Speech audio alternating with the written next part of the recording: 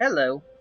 So, Hyrule Warriors just came out, and I've been happy to see that a lot of people seem to be really enjoying it, even people who've never really played Dynasty Warriors games before, or like those kind of games. But at the same time, I've seen a lot of confusion about how this kind of gameplay works in these games.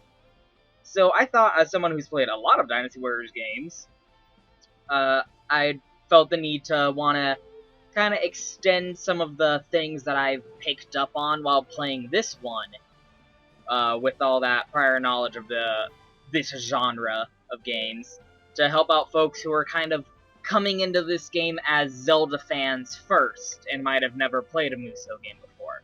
And the first thing I thought of was doing some videos showing off the characters people seem to be having trouble with, and how to quote-unquote play them properly. As a bit of an introduction, though, I thought I would start with Link, since he's probably the most beginner-friendly character.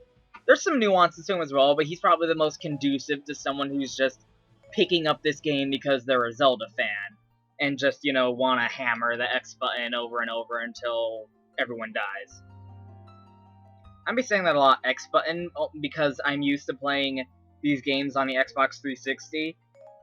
It's the left button. Like on the Wii U, it's Y. On Xbox, it's X, and on PS3, it's square. So that's why I say X a lot, because the left button does regular attacks, the top button does kind of combo ending attacks, the right button does special moves, the Musou attacks, and the bottom button does the quote-unquote jumping attacks. Well, in this game, there's no jumping. It dashes. It's very much like the One Piece game that was in this style. So, like I said, a lot of people have that kind of misconception about Musou games where you just hammer the X button over and over and over and over. And like I said, with Link, that would work very well. Oh, I have Link leveled up incredibly, so I have all of his combos.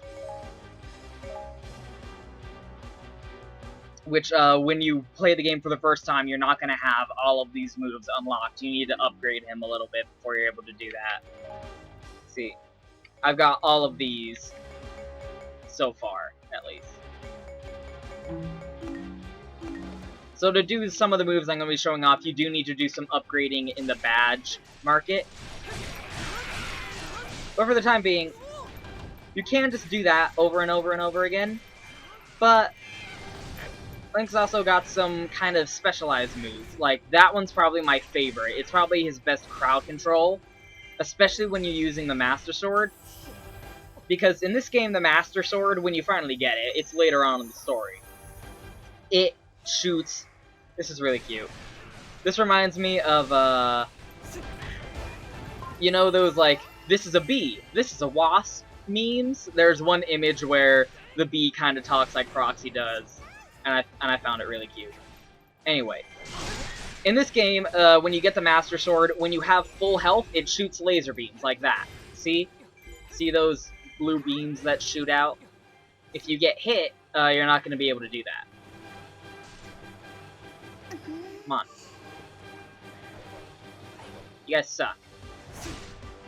These guys are not helpful. You.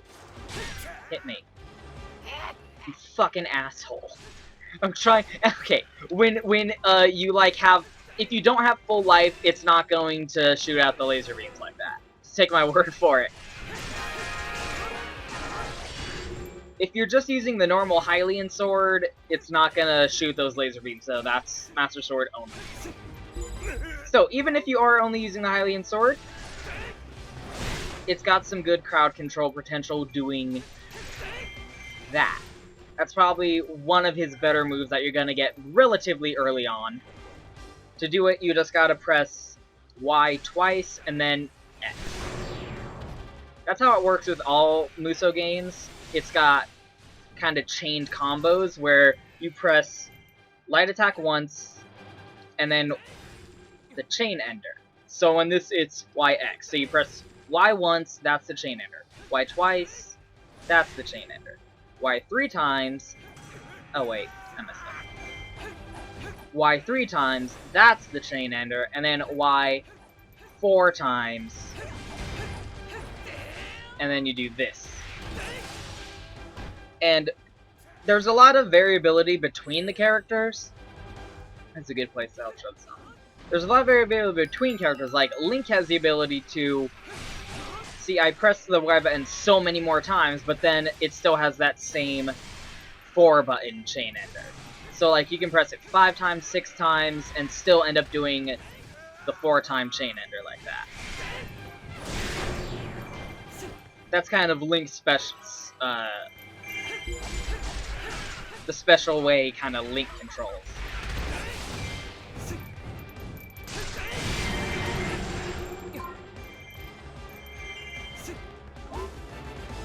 Like I said, he's very basic. I mean, he's just, you know, sword and shield. I'm way leveled up, so doing this on normal mode is probably a mistake. I probably should have done it on the hard mode so I could show off things a bit more.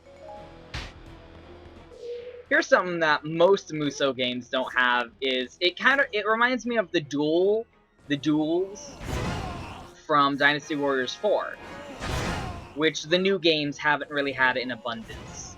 And that thing over his head, all the boss characters have that. When they do their special attack, that will pop up, and that's very reminiscent of, in Dynasty Warriors 8, there was the weapon affinity system, which kind of worked on a rock, paper, scissors style, where if you had a green weapon and they were using a blue weapon, they would have a blue meter over their head, and the more you hit them, the more emptied, and when it did empty out completely, you do a devastating special move. And they've kind of emulated that here by having him, well, any boss character, like, do a move that leaves them vulnerable, and then that bar pops up, and when you empty it out, you can do that special kind of heavy damaging move. And that's Zelda Musou's unique spin on that system. It's very reminiscent of in Zelda games, where almost every boss character has that kind of system to it. And I think it integrates it pretty well with the Dynasty Warriors style here. That's what I kind of like about it, is it's an integration between a lot of things inherent with Zelda gameplay with a lot of stuff inherent with Dynasty Warriors. It's kind of that perfect blend. It's not just an exact copy like I kind of feared it would be.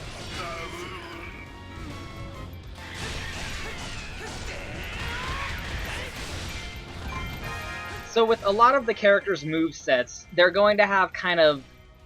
all the characters have pretty much the same basic kind of moves. There's your launcher, your, like, hitting everything in front of you, your kind of duel appropriate move. Like, for most characters, there's moves that only make sense to do when you're fighting one-on-one against a boss. You wouldn't want to do them when you're doing crowd control. Like, you've got your crowd control moves, and then you've got your one-on-one kind of move. That vary depending on the character and depending on the situation. Oh, one of them finally hit me, so I can finally show off the lack of laser beam. When you're using the Hylian, like, it's way less effective without that massive laser beam that's just a tidal wave of death. But that's still probably Link's best crowd control move until you get this, which is just absolutely devastating, especially on the lower difficulty levels. Like, you get a huge crowd of enemies, and you can just shield charge into them like that. And it works really well against boss characters, too. Like I said, like, that's kind of the advantage of Link, is he's great for any situation. He's the very general, jack-of-all-stats kind of character. Like, whether you're in a one-on-one duel, or you are going through a crowd, all of his moves are appropriate for any general kind of situation. With the other characters, there's much more set usage. Like, this character is much, much better for kind of dealing with enemy officers than they are with dealing with the hordes, the masses. And then there's characters who are like, you're just gonna be screwed if you try and get into a fight with one of the boss enemies or like one of the other playable characters in a one-on-one duel with them. Here's Zelda. She's awesome. I really like how they handled Zelda in this game. I'll talk about that if I do a video on her, because she's got a pretty unique moveset too. Both of her movesets. Hint, hint. Now we're focusing on Link. Oh, I forgot to mention, he can do the charge attack. Every character has also a, just kind of, generally, one button, press the X button, and it does a kind of dumb move. But for some characters, there's kind of hidden usage to it. But for Link, it's just the general charge up, do the spin attack, like in all Zelda games. And what's cool about his strings is all of them end with holding down the like I said, the top button. All of his moves end with holding down the top button to have a charge spin attack like that in the combo. So like, I'm holding it down and then charges up like that. And that's a different pose and a different usage than if you just held it down normally. But again, that's only if you level him up enough or get all his badges.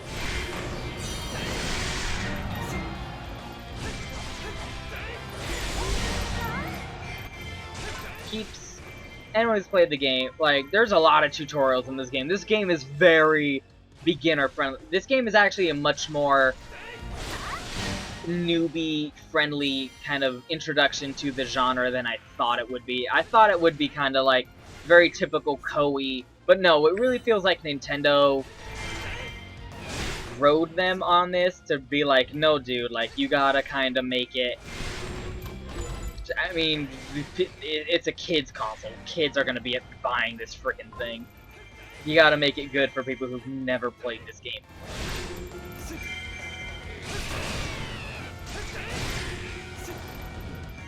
There's kind of not a lot to talk about with them. I'm kind of regretting starting out a video like this, because with some characters, like with Lana, I could just talk a long time about what makes her useful despite initial kind of assumptions about it. But with Link, what you see is kind of what you get. There's not a lot of secret hidden stuff to him.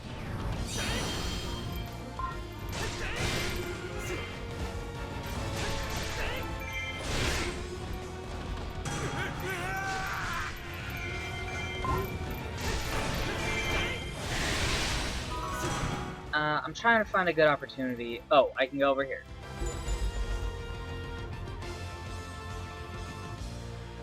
Something all the characters also have is their Musou attacks, which is where you press on this A button, and it does this kind of a meter using, like if you played fighting games, it's very reminiscent of fighting games where you use a meter and do kind of a powerful attack. Like that. And again, depending on the character, they have their different usage. For Link, they're very much crowd control kind of weapons, kind of attacks where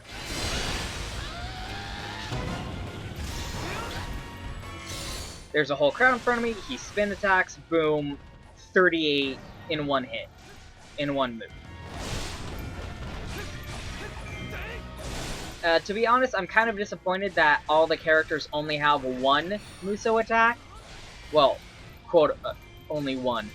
Where in Dynasty Warriors, especially in the newest one, Dynasty Warriors 8XL, 8 Extreme Legends, all the characters have 3 Musou attacks. One where they're jumping, one where you hold down the block button and then do it, and then one where you just press the button. In this, everyone only kind of has one press the button Musou attack. This isn't what you're supposed to do when you play this mission normally. You're kind of just supposed to rush and follow orders and go to the fairy fountain, but if you're crazy like me, I like going out here and just cleaning it out single-handed.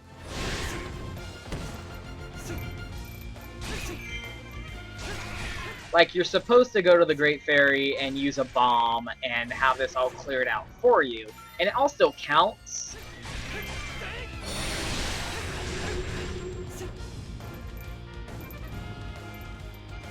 But I mean, come on, when you're at this point, you want to go in there and just be a one-man army and wade through them all, and... Damn it. And go into their freaking main camp up here and fight Wizrow. Hi, Wizrow. I'm calling him Wizrow, his dark wizard. But he's Wizrow. That's what I call him. Which, you can't kill him here, he'll run away even if you do wail on him. And that changes some stuff that happens later, since he summons King Dodongo. Yep, he left. Annoying.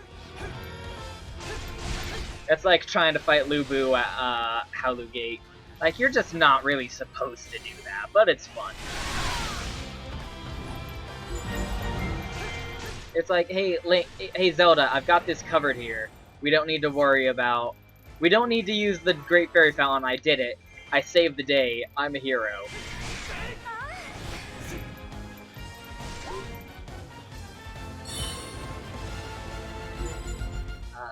I'm gonna wait for a better opportunity to talk about the, what's it called? The magic meter. It's basically just the rage meter. All the Musou games have that as well, where you can see in the upper left there's a green bar, and it's saying, like, press the R button. And if you do that, it kind of puts you into this rage state. Where, you no-sell every attack people do to you, and your attacks are way more powerful. Here, I'll show it off in here. Like that, and now you're just charged up. You're faster, you do more damage. You can really clear out a whole room like this. And then, if you press the Musou button, that's the character's second Musou attack. You have to be using that kind of rage meter in that mode in order to get that second Musou attack out of them. And it's kind of cool because... Oh, Impa's here. She's usually not. That's interesting. Where if you're fighting a boss, like, say, Ganondorf or whatever, spoilers. If you're fighting a boss and you use the rage meter, the magic bar, and hit them with a rage Musou attack, it will automatically put them into a down state where you can start whittling away at their... I forget what they call it in this game, that little circle where after you empty it out, you can do that super devastating move on them. Like I showed against Volga earlier, that. It puts them in that state automatically and just lets you chip away at that meter. So, you really want to save all of that for when you're fighting a boss. Only when it's an enemy officer, though. If it's, like, against King Dodongo or, the spider and the Deku Tree. The name like, it's on the tip of my tongue. Goma. Or if you're fighting Goma, it's not going to work against them, because those are kind of gimmick boss fights. But when you're fighting, like, if you're fighting Midna, if you're fighting, Zant, if you're fighting Ganondorf, you really want to save the magic meter for that, because it gives you a chance to wail on them without them really being able to touch you. It still does damage, but you won't get knocked back or interrupted from your attacks. And then you can end it with a strong Musou move. And that puts them in a down state, which lets you wail on them even more and potentially do that really strong attack. So because I'm crazy, this is generally how I like playing out these. It's not what you're supposed to do. The game kind of expects you to just go from point A to point B. But for me, like, I really want to exploit those instances where you can just run around and clean out the entire map single-handed until there is not a single enemy on screen by the time you go fight the boss.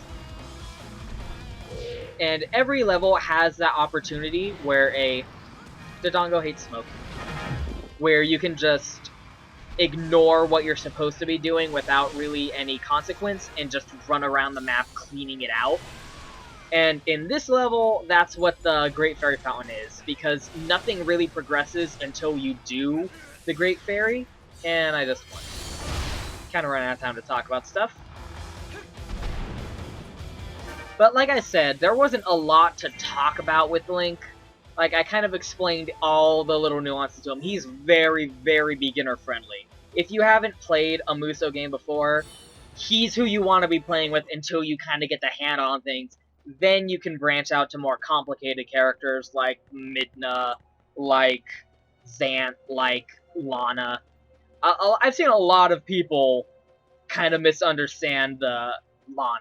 So that's what inspired me to do this, because I want to show, like, no, Lana's great if you know what you're doing. But there's a lot of depth to this game. Musou games, Dynasty Warriors games have that reputation where you just press one button to win. Even in this short video, I hope I've shown off that there's a little bit more depth to it than that. I'm not saying it's not just kind of a brawler, kind of like a just, you know, run around, hitting dudes kind of game, but there's more to it than that. And I hope I've shown off a little bit of that here. I'm going to try and be showing it off more with more videos. This was just kind of a try and cut my teeth on doing this kind of thing, which I'm not used to. I hope you'll bear with me. I have good intentions.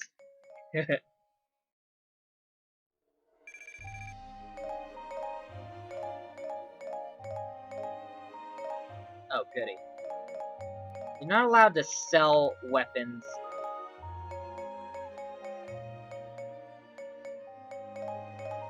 Until you run out of space. And usually I like selling weapons because I'm basically not using any of them. And rupees are pretty important because one of my favorite things that they kept for this game is the training dojo, which lets you upgrade buy levels for your character. You're buying experience for them, but something I like is you can't go beyond the highest level warrior you have. So Link's my highest level warrior. He's level 48. No other character can go above level 48. That's a really good balance, because in Dynasty Warriors 8, you can just grind and grind and grind and grind and grind and get every character up to the maximum level 150, without even playing as them once. And so that's a really good balance. This game's really good, kinda, like, it evolves a lot and tweaks a lot of things to be appropriate for Zelda of this kind of genre's formula. And like I said, it's a lot better kind of introduction than I would have assumed just going off of it. It's not just Dynasty Warriors with Zelda skin. It integrates things. It's like 90% Dynasty Warriors, 10% Zelda. I'm glad people are liking it. I hope through these videos I can show people a lot more ways they can go about liking it than just kinda what I've been seeing people having those, I won't say prejudice, those kind of assumptions built in from sites like frickin' IGN, who always rate Zelda, Musou games poorly until it's Zelda, in which case, oh, it gets a perfect 10 out of 10. Anyway, hope someone got something out of this video. Hope you enjoyed watching it. I'm gonna try and do more. This is the goal, to try and, like, show people the underestimation they have for Lana. That's my goal in mind. Hopefully I'll be better to listen to by then.